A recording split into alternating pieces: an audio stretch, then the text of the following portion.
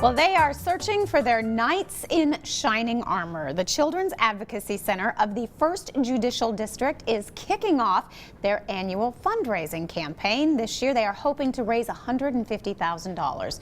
Here with more now on the Children's Advocacy Center and how you can help is Lemy Dao, the Executive Director, and Annette Clemons, the Board President. And great to have you guys with us. Thank you. Yeah, well, we were just talking about the Children's Advocacy Center and what a special place, so needed in our community for so many children. Right. Unfortunately, it is. We work with physically and sexually abused kids in Carter, Johnson, Unicoi, and Washington counties.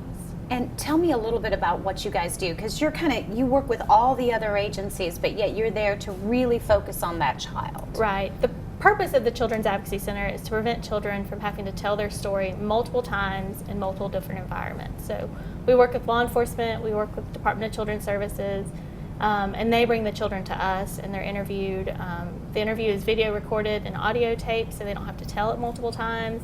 And it's more of a team aspect and all of us making sure that we're doing what we can for these children. Yeah, and we were talking about just what they did before and just how awful that had to be for the child to go through something like that. Right, it just wasn't the best policy or process. Yeah. If you're looking at children telling their most traumatic experience to 15 different people in 15 different places. And strange faces, right. And very fragmented. Exactly. And so this year, you guys kicked off your fundraising campaign earlier this week and going for $150,000. We are. We talked about maybe we did this a little bit backwards. We built an expansion on the building so that we could add services for the children in the areas that we serve.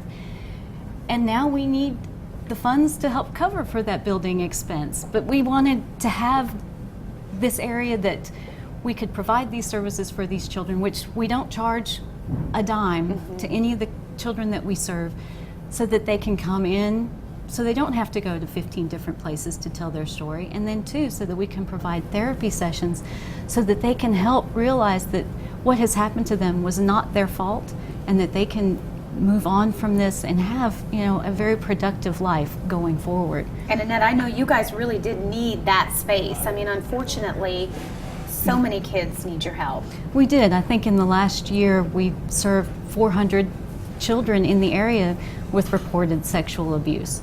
So there are a lot of children who need the services that we provide, and by adding this expansion to the building, we were able to, where in the past we could only offer therapy sessions maybe 4 times a week, now we can offer therapy sessions over 20 times a week for these same kids. So we get to see more children and help more children in the time that we have with them. Because it's a process, right? I mean, Right. You're working with these kids all the way through, and unfortunately sometimes, it takes a long time. Yeah, it can potentially take up to 2 years once a child discloses to actually go into prosecution. So in that 2 years, we want to make sure that the child and their non-offending family are well taken care of, that their mental health is taken care of, that all their needs are secure.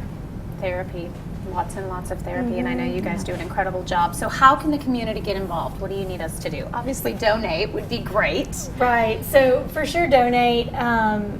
We have opportunities on our website. We will also have some events coming up in the fall, and we'll keep all those up to date on Facebook and also on our website as well. Yeah, you guys have a lot of fun events where the community can come out and support you guys in a fun way. Right. Right, we have, in the spring, typically we have our chillin' and grillin'. Yeah. So we have local people come out and cook up some great food on grills and hang out and socialize, again, with the emphasis being that we're raising money to help these kids. I remember one year as a fundraiser, you guys did the little tiles. They were magnets, and Right. the kids had done artwork on them, and I got to buy one of those, and I still have that there on my Yeah, refrigerator. I still have one Very on my special. refrigerator too. Yeah. That's how I think I first got involved with the CAC, was at that fundraiser. It's a special organization, and they do need your help. And I did go on the website. Here is that website address, and it's super easy to donate. They've got the little tabs right there for you. They've kicked off their fundraising campaign, and now we can all get involved. Ladies, great to have you. Thank you. All right, we're going to take a break. We'll back with more right after this.